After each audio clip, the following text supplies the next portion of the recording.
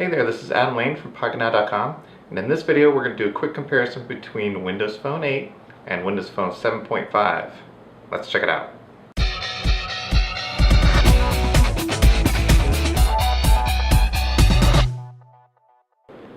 Okay, so first we're going to start with the lock screen, and we can see this is Windows Phone 7.5 over here and Windows Phone 8 over here. And you see we have weather here. It's raining outside, so I have rain on the lock screen. We have very customizable lock screen over here. You see a Facebook notification there. We only see emails and text messages over there. So next is the start screen. Much different over here on Windows Phone 8. You see lots of different tile sizes. The animation is different, and it takes up more of the width of the screen. Whereas over here we have a negative space over here and a little arrow for the app list. And over here the little arrow has moved to the bottom. So if you're going to scroll, you still have a visual indication that we can go over here. And now you see the search button is still up here. We still have the jump list. That works the same. We still have a little arrow over there to go back. So you're just going to have to figure it out on Windows Phone 8. So next let's look at the Me tile. I'm going to click that one and this one. And there's some differences here. You see share, profile, we have post and update, just differences in the language really. But if I go to post a message, we can choose those. I don't have LinkedIn set up over there. And we don't have Windows Live anymore over here. If I turn on Facebook, we see we have security options for Facebook. So that's really nice. Notifications panel, similar. What's new, pretty much the same. Now the People Hub. You see it flies in pretty much the same. And we have what's new. Oops. And that's both of those are filterable. Same as usual. We have recent. This one doesn't scroll vertically, but this one does. And now we have a together panel over here for the groups and rooms. Now in the messaging, you see more buttons down here, and we also have more attachment options. You can see that there. And we also have, let's go to the text, tons more emoticons. So over here we only have kind of like a couple pages worth, but we have, look at all these, tons and tons of emoji. Pages and pages. So that'll be fun. And we also have multiple selection for delete. We can delete whole threads now.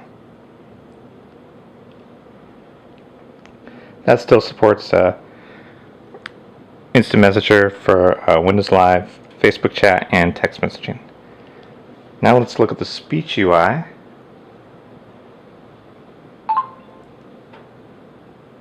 Over on Windows Phone 8 we have much more options with the third-party apps.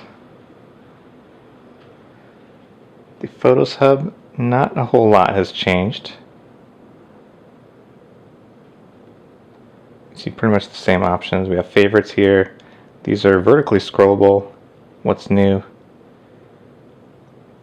However, in the albums, we now have multiple selections. And you can send them all, save to SkyDrive, delete them, send them over NFC, OneNote, Facebook. Now let's look at the Games Hub. Major changes here, in the design at least.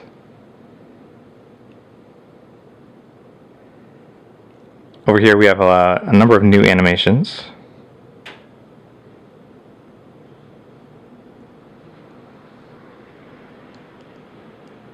So you can see some differences there.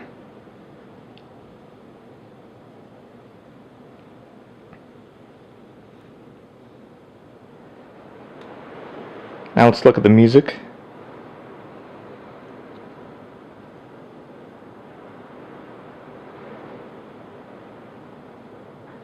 There's my history, there's history here, there's new, vertically scrollable, apps, Zune, Xbox, there's your change. And we have a different style button for the play all.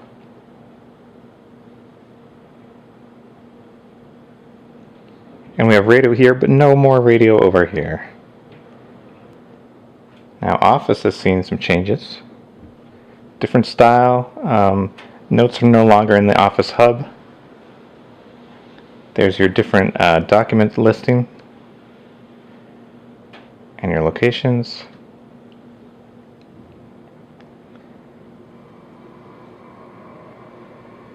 And pin new to start is over here, but we don't have that over here because that's part of OneNote, but it's not even available there either. Here's OneNote. So there's OneNote versus OneNote. Much different.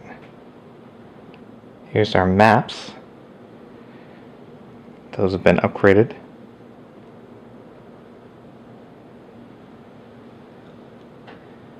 This is using Nokia Maps now. We see same buttons. Pretty close to the same menu options. However, we have download maps over here. And we have rotate with my current direction, as well as the GPS navigation read aloud option, which is gone from Windows Phone 8. Now Internet Explorer has seen an upgrade as well. We have Internet Explorer 10 over here versus 9 over there. So there's some new coding support. And we have different buttons.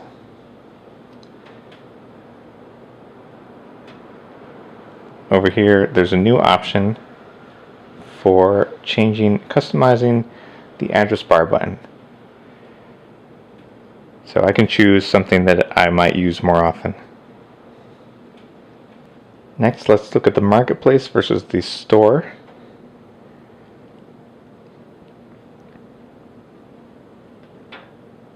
So you see a slight design change.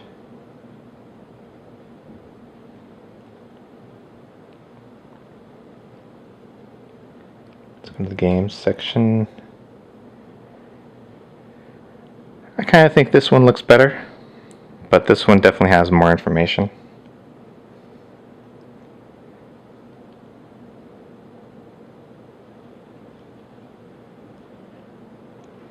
We also have the new Picks for You over here in the games store as well as the app store.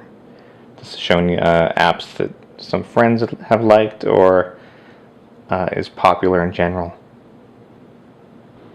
Over in the email we have some changes. Finally, there is speech, so we can dictate messages here. And the inbox can conform to your theme settings if you decide to do that. Next up is Bing.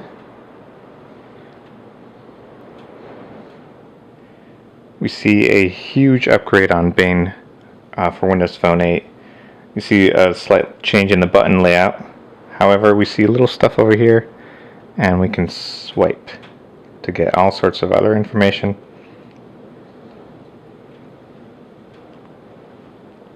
Whereas this doesn't swipe at all. We still have the little notes about the picture.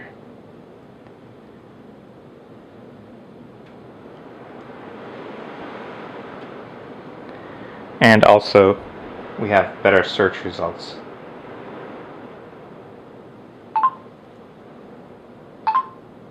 Jessica Alba.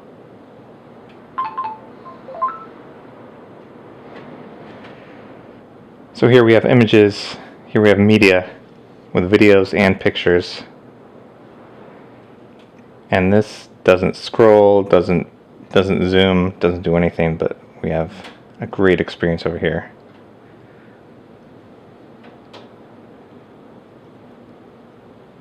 So lastly, let's look at the settings.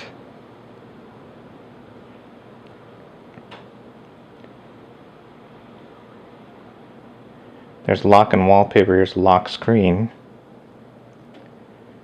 which we can only change the picture, but here we have much more capabilities for customizing the lock screen, even with apps.